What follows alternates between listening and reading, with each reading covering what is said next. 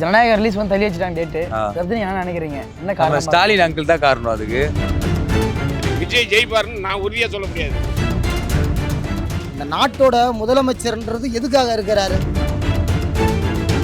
ஸ்டாலின் ஓட்டு வர ஒரு 2026 விஜய்க்கு ஓட்டு போட நினைக்கிறீங்க? விஜய் என் உயிர் ப்ரோ, அதனால தான் ஓட்டு அவருக்கு. அவர் வந்து சொன்னாரா, நீ ஜனத்தில் வந்து மாட்டீங்க, என் கூட்டத்துக்கு வந்து சாகுன்னு நான் சொல்லல. ஏன்னா பிஜேபி கூட அவர் கூட்டணி கூப்பிடலான்னு சொல்லிட்டு அதுக்காக வந்து மத்திய அரசு தனி கூட அவர் வந்து தடுத்து நிறுத்துது அந்த படத்தை, ஜனநாயக படத்தை. 14 வயசு பசங்க தான் அதிகமாகறாங்க டிவிகளை. 12 வயசு 13 வயசு ஓட்டு ரெடி இல்லை அவனுக்கிட்ட, அவனெல்லாம் கத்துறானுங்க வந்து மாநாட்டு.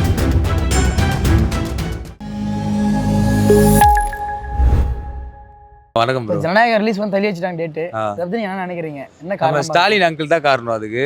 எப்படி சொல்றீங்க? ஸ்டாலின் அவருக்கு 2 பேரும் தானே போட்டி 2026, அதால ஸ்டாலின் தான் காரணம். வேற ஏதாச்சும் காரணம் இருக்கு? கோர்ட்ல இருந்து திருப்பி வர மாட்டேங்குது.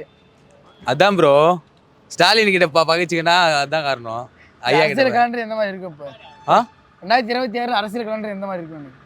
அரசியலா நம்ம இவரு தான் வரணும், நம்ம ஸ்டாலின் ஐயா தான் வரணும். ஏன்னா டிஎம்கே தான். விஜய் கட்சி வரக்கூடாது, டிஎம்கே தான் நான் எப்பவுமே. ஏன்னா காசு 1000 ரூபாய் போடுறாரு மாசம் 1000 ரூபாய் போடுறாரு. அது லேப்டாப் தராரு, புது லேப்டாப் தராரு. வேற என்ன வேணும்? அந்த மகளிர் காசு வருது, ஃப்ரீ பஸ் இது, வேற என்ன வேணும்? இந்த ஜனநாயகம் பொங்கலுக்கு கூட 3000 ரூபாய் போறாரு போல இது ஸ்டாலின். ஜனநாயகம் இந்த பொங்கலுக்கு கொடுத்தது 4 வருஷமா கொடுக்கலன்ற ஒரு பேச்சு வருது இல்ல? 4 வருஷம் அதை மகளிர் காசு வாங்குறாங்களா? 1000 ரூபாய் வாங்குறாங்களா?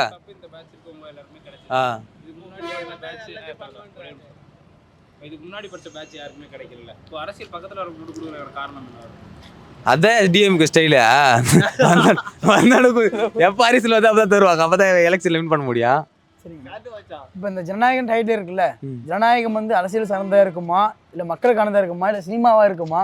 அரசியல் சார்ந்ததாக இருக்கும். ஏன்னா ட்ரெய்லரில் சொல்லிக்கிறார் தளபதி, இதுமாரி திருட்டு இது மட்டும் பண்ணாதீங்க அதிலே சொல்லிக்கிறார், ட்ரெய்லரே சொல்லிக்கிறாரு.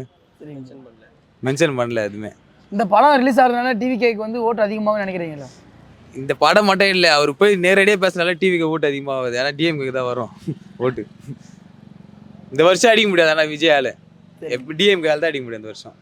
இப்போ டிவிகேல வந்து ஒரு சில பேர் அதிகமாக இருக்காங்கல்ல, ஒரு சில கட்சியில் தான் முக்கியமான ஆளுங்க. 14 வயசு பசங்க தான் அதிகமாகறாங்க டிவிகளை.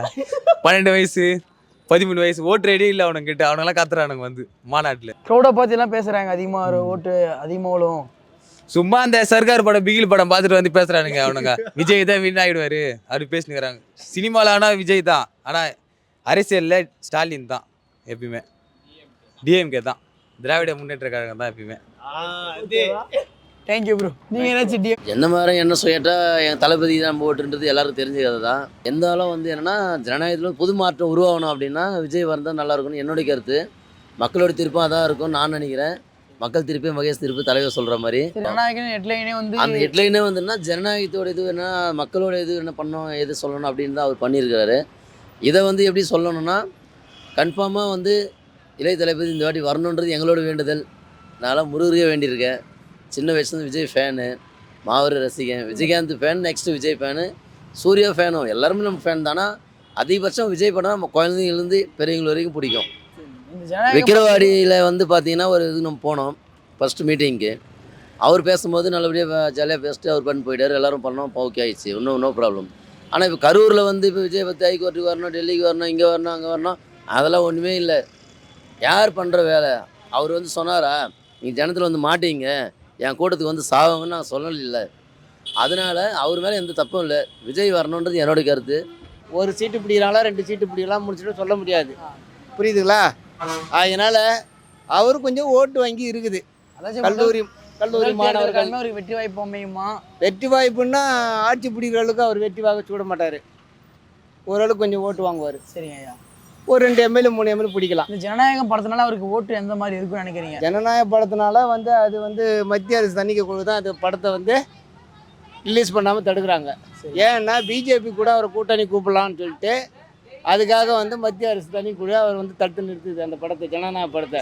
அந்த கரூர் மாவட்டத்தில் 41 பேர் சரிங்க தேர்தல் கமிஷனில் போய் அவர் ஆஜராகணும். எங்கள் சுப்ரீம் கோர்ட்டில் ஆஜராகணும் டெல்லியில். இதெல்லாம் வச்சு தான் மத்திய அரசு அவர் வந்து இந்த படத்தை வெளியிடாமல் பழி வாங்குறாங்க. எப்போ பார்த்தாலும் ஏதாச்சும் ஒரு கூட்டத்தில் சொல்லியே இருக்காரு, திமுக தான் சொல்றாரு. இந்த படத்தை ரிலீஸ் பண்ண திமுக ஏதாச்சும் ஒரு இது பண்ணிருக்கோம் அவர் சொன்னாங்க. திமுகனா இங்கே வந்து மாநில அரசு அது வந்து கிடையாது சார், மத்திய அரசு தான் தனிக்குழு. அவர் வந்து தேர்தலில் 2வது இடம் 3வது இடம் பொதுவா கொடுத்தாரு. விஜய் வந்து மக்களோட பிரச்சனையை பத்தி பேசுறது இல்ல ஆமாம், அப்படின்னு எல்லாரும் எந்த ஒரு கூட்டத்துக்கு அவருக்கு போனாலும் அனுபவம் கிடையாது சார். அவர் இப்போ தான் வந்திருக்கிறாரு. இப்ப ரீசெண்டா இருக்கிற பிரச்சனை இந்த SIR இந்த ஓட்டு உரிமம் பண்றாங்க, ஆமா. அதை பத்தி பிரச்சனையே பேச மாட்டேன்றாரு. டிஎம்கே மட்டும் இது பேசுறாரு மட்டும் மக்கள் சொல்றாங்க. பிரச்சனையே எதுலையுமே அவர் கையில் எடுக்க மாட்டாருங்க. திமுக கொள்ளையடிக்கிறாங்க, வாரிசு அரசியல் இதை தான் சொல்கிறார ஒழிய திமுகவாக இருக்குது தமிழ்நாட்டில் எல்லா கட்சிகளும் இருக்குது. ஏன் எல்லாத்தையும் அவர் விமர்சனம் பண்ண மாட்டார், குறிப்பாக திமுக மட்டும் தாக்குறாரு. ஆக அவர் வந்து இப்போ தான் வந்திருக்கிறாரு. போக போக தான் கட்சி தொடங்கி 2 வருஷம் ஆகுது. முதல் தேர்தல் சந்திக்க போகிறேன், அதுக்கப்புறம் தான் அவருடைய அரசியல். டிவிகேல வந்து கூட இணைஞ்சிருக்காங்களா, ஆதவர்ஜனா, செங்கோட்டன் ஐயா, அந்த மாதிரி ஆமா. இணைஞ்சிருக்காங்கல்ல, அதால அவருக்கு வந்து வெற்றி வாய்ப்பு அதிகமா இருக்குன்னு அவர் நினைக்கிறாரா? வெற்றி வாய்ப்புன்னு அதாவது வந்து KA செங்கோட்டை வந்து டிவிகேல இணைஞ்சதுனால அதிமுகவுடைய ஓட்டு தான் வந்து பிரியும். திமுக ஓட்டு வந்து சாலிடாக இருக்கும். சரிங்க. திமுக கட்சிக்காரருடைய வாக்கம், பொதுமக்களுடைய வாக்கம் அவர் வெற்றி வாக்க சூடுவாங்க. தமிழ்நாட்டில் 2வது முறை MK ஸ்டாலின் ஆட்சி அமைப்பார். டிவிகேனுடைய தலைவர் வந்து 2வது திருட்டு தான் வர வாய்ப்பு இருக்குது. எதிர்கட்சி வரதுக்கு வாய்ப்பு இருக்குன்னு சொல்றீங்களா? எதிர்கட்சி கூட சந்தேகம் தான். எதிர்கட்சி கூட சந்தேகம். ஆமாம், 3வது இடத்துல வருவார். சரிங்கய்யா. இப்போ தேர்தல் கலண்டர் எந்த மாதிரி இருக்கும் பரபரப்பா? தேர்தல் காலத்தில் இப்போ வந்து திமுக வந்து போன முறை ஈஸியாக ஜெயிச்சாங்க. இந்த முறை கடுமையான போட்டி சந்திக்க நேரிடும். அதான் அரசியல் இருக்க தான் செய்யுது ஆல்ரெடி. ஆனால் இவர் அரசியல் வந்துட்டாரு, அது அரசியல் இருக்க தான் செய்யுது. ஆனால் சரி, இதுக்கு காரணம் வந்து அரசியல் தான் நினைக்கிறீங்களா இல்லை? ஆமாங்க, எல்லா படமும் வரலாம்ல. ஏன் எல்லா படத்துக்கும் இந்த மாதிரிலாம் தள்ளி போகலாம்ல? இப்போ பொதுவாக எல்லா படமே வச்சுங்களா, பொதுவாக இப்போ இதுக்கு ஒரு டிசம்பர் மாதம் இருக்குது, டிசம்பர் மாதம் ஒரு படமாக ரிலீஸ் ஆச்சு. எல்லா படத்துக்கும் அந்த மாதிரி இஷ்யூ வரல, ஏன் இதுக்கு மட்டும் இஷ்யூ வருது? அந்த மாதிரி பிரச்சனை வருதுல்ல. ஒரு படமாக எல்லாம் இப்போ ஒரு சின்ன படமாக இருந்தாலும் அந்த டேட்டு சொல்லி கரெக்டாக சென்சர்ஸ் அனுப்புவாங்க. சென்சர் அவனும் தனிக்கு கரெக்டாக அனுப்பிச்சி விட்றான். அப்போ அதே லைனில் தானே இந்த படத்தை பார்க்கணும். இந்த படம் அதேமாரி இவங்க ஒரு டேட் மென்ஷன் பண்ணி கொடுத்துருக்காங்க, அதுக்கேற்ற மாதிரி ரிட்டன் அவங்க கொடுத்துருவோம்ல. அதான் இவங்க என்ன சொல்கிறாங்க, ப்ரொடக்ஷன் சைட்லேருந்து அவங்க வந்து எனக்கு தெரிவிக்கலன்றாங்க, அவங்க என்ன சொல்கிறாங்க இவங்க தெரியலன்றாங்க. அது வாதம் போயிட்டுருக்கு. அவர் வந்து கட்சி ஆரம்பித்தால கூட அது ஒரு காரணம் இருக்கலாம், அதுக்காக தள்ளி வச்சுருப்பாங்க. அரசியலுக்கு வராமல் இருந்திருந்தா அந்த படம் ரிலீஸ் ஆகும். வந்திருக்கோம். அதில் வந்து கட்சியை பற்றி நிறைய பேசியிருக்காரு, அதுக்காக கூட அதை வந்து படத்தை தள்ளி வச்சுருப்பாங்க. அவர் யார் கூட கூட்டணி வந்து தெரிஞ்சால் வந்து என்ன சொல்லலாம் நம்ம. இந்த 2027 தேர்தல் கலண்டர் எந்த மாதிரி அமையும்? கூட்டணி வச்சா கண்டிப்பாக சான்ஸ் இருக்குது. கூட்டணி வச்சு ஜெயிக்க வாய்ப்பு இருக்குன்றீங்களா? டிவிக்கு. சரிங்க. கூட்டணி இல்லாமல் முதல் தேர்தல் வந்து சந்திக்கலாம்னு நினைக்கிறாங்க. ஆமாம், அது சான்ஸே கம்மி தான். வெற்றி வாகை சூட வாய்ப்பு உள்ளதா? அப்போ இல்லை, 50% சொல்லலாம். இல்லை, கூட்டணி வச்சு எந்த மாதிரி கூட வைக்கலாம்? கூட்டணி என்னது, காங்கிரஸ் சேர்க்கலாம், விசிகா. காங்கிரஸ் வந்து இப்போ திமுக கூட இருக்கும்போது அவங்க திமுக எதிர்ப்பு இன்னும் ஒரு மாதம் தெரியல, இன்னும் ஒரு மாதம் இல்லை, ஒரு மாதம் இருக்கு. கன்ஃபார்மாக தெரியும் பாருங்க. இல்லை, அவர் டிஎம்கே தான் தீய சக்தின்னு ஒரு மாதிரி பேசுறாரு. எல்லாம் அரசியல்லாம் சரியும் தானே. ஆமாம், ஏடிஎம்கே பற்றி அங்கிருந்து செங்கோட்டன் ஐயாவும் பன்னீர்செல்வம் அவங்களாம் பிரிஞ்சிருக்காங்க. கூட்டணி அறிவிச்சிருக்காங்க. ஆமா, பாமக பாமக. கூட்டணி வச்சிருக்காங்க. அதை வந்து இப்போ செல்லாது அப்படின்ற மாதிரி அதை பற்றி நீங்கள் என்ன நினைக்கிறீங்க? அது அவங்க உட்கட்சி பூசல் அது கண்டி, அதுவும் ஒன்றா சேருவாங்க. ஏற்கனவே அந்த காலத்தில் எம்ஜிஆர் படத்தை தடங்கல் பண்ண மாதிரி இன்றைக்கி விஜய் மாட்டின்னு இருக்கிறார் இந்த கதையில். இதுதான் அரசியல் உள்நோக்கமே தவிர வேறு எந்த கதையுமே கிடையாது. இதுதான் உண்மை, வேறு எந்த விதமான காரணமும் கிடையாது. மெயின் காரணம் அதான் இருக்கு. அதுதான் இருக்குது, அரசியல் கதை தான். அவர் வளர்ந்து வர்றது யாருக்கும் பிடிக்கல, அதனால் இதை இப்படி பண்ணுறாங்க, டைட் பண்ணுறாங்க. படம் ரிலீஸ் ஆகிறதுனால அவருக்கு ஓட்டு அதிகமாக நினைக்கிறீங்களா? இன்னும் பப்ளிசிட்டி அதிகமாகுதுல்ல, கூடுதலாக அவருக்கு ஆளுங்க சேர்றாங்கல்ல, அதில் அந்த ஒரு போராட்டம் தான், வேறு ஒன்றும் இல்லை. அரசியல் கட்சிக்காரங்க பண்ணுறது தான் இது. ஆமாம், இன்றைக்கி இருக்கிற கவர்மெண்ட்டு அவங்கள ரொம்ப தொல்லை கொடுக்குது, அவரும் அவங்கள தான் திட்டுறாரு. அதுதான் இப்போ தகராறுன்றாங்க எல்லா பொதுமக்கள் சார்பாக. இதெல்லாம் உண்மை தான், வேறு எந்த இதுவும் பாயிண்ட்டும் எங்களாண்ட இல்லைப்பா. 2027 தேர்தல் கலண்டர் எந்த மாதிரி அமையும்? இவருக்கு கொஞ்சம் வாய்ப்பு இருக்குது. உடனடியாக வந்து ஆட்சியெல்லாம் அமைச்சிட முடியாதுங்க, உடனடியாக வந்து ஆட்சியெல்லாம் அமைச்சிட முடியாது. யாருக்கு வெற்றின்றது அது யாரும் சொல்ல முடியாது. ஆமாம், அது எங்கள் கட்சி அதிமுகவில் நாங்கள் ஜெயிக்கிறதா நாங்கள் இருக்கிறோம். விஜய் தனியாக ஜெயிக்கிறது இருக்கிறாரு, திமுக வராங்க, பல கட்சி எல்லாம் ஒன்றா வருது. அதனால் யாருக்கு வெற்றின்னு சொல்ல முடியாது. விஜய் ஜெயிப்பாருன்னு நான் உறுதியாக சொல்ல முடியாது. ஆமாம், இப்போ வந்து ராமதாஸ் என்ன முடிவு எடுப்பாருன்றது தெரில, அது அப்பம் உள்ள சண்டை, அது அவங்க தான் அந்த பஞ்சாயத்து அவங்க தீர்த்துக்கணும். அவங்க இவர் அன்புமணி என்ன சொல்கிறாரு, நான் என் கட்சி இது, நான் வைக்கிறது தான் கூட்டணின்றாரு. ராமதாஸ் கிடையாதுன்றாரு. அது எப்படி முடியும்னு தெரியாதுங்க. தொகுதி பங்கீடுலாம் கூட முடிஞ்சு போச்சு. எப்படி செய்வாங்கன்னு தெரியாது. அதான் இப்போ ஏடிஎம்கேலேருந்து செங்கோட்டையன் பிரிஞ்சு போயிருக்காரு. அதை பற்றி எங்களுக்கு எந்த விதமான எஃபெக்ட்டுமே கிடையாது. செங்கோட்டையன் போனதுனால எங்களுக்கு எந்த இது இழப்பும் கிடையாது. எடப்பாடியாரை வச்சு நாங்கள் ஜெயிப்போம். ஜெயலலிதா அம்மா பேரை சொல்லி ஜெயிப்போம், எம்ஜிஆர் பேரை சொல்லி ஜெயிப்போம். சரிங்க. ஆமாம். செங்கோட்டையன் அங்கே போய் இணைஞ்சதுனால அதிமுகவுக்கு எந்த விதமான பாதிப்பும் கிடையாது. அதாங்க இப்போ இங்கிருந்து போன ஓபிஎஸ் பன்னீர்செல்வம் இருக்காருல்ல, ஆமாம், அதெல்லாம் திரும்ப கூட்டணி வந்தால் சேர்த்துக்க மாட்டேன்ற ஒரு ஆமாம். அவர் அவரை எதுவும் நம்ப முடியலையா? இங்கே எங்கள் கிட்ட பேசுகிறாரு, அடுத்த கட்சிக்காரங்கிட்ட போய் பேசுகிறாரு, பல இதுவெல்லாம் செய்கிறாரு. அது யாருக்கும் கட்சியில் பிடிக்கல, வேணான்றாங்க. ஆமாம். சரிங்க. பன்னீர்செல்வமோ செங்கோட்டையனோ இவங்க யார் போனாலும் அதிமுகவுக்கு பாதிப்பு கிடையாது. நாங்கள் எலெக்ஷனில் நிற்கிறது உறுதி, இரட்டையில எடப்பாடியார் தலைமையில் இது எல்லாம் நடக்கும். இல்லை, ஜனநாயகன்றது வந்து அரசியல் சார்ந்து இருக்குமா? அரசியல் சார்ந்து தான் அது. அரசியல் சார்ந்து தான். அந்த படம் ரிலீஸ் ஆனால் டிவிகேக்கு வந்து ஓட்டு அதிகமாக நினைக்கிறீங்களா? ஓட்டு அதிகமாக விட தான் மக்கள் ஆர்வமாக இருக்கிறாங்க. நாங்கள் ஆட்டோ ஓட்டுறோம். இப்போ வந்து நான் வந்து விஜயகாந்த் கட்சியில் இருக்கேன். இன்றைக்கி வந்து அவர் வந்து நான் கொள்கையில் வந்தோட சரி அவர் கட்சி நான் மாற்றம் வரணும் அதை எதிர்பார்க்குறோம்.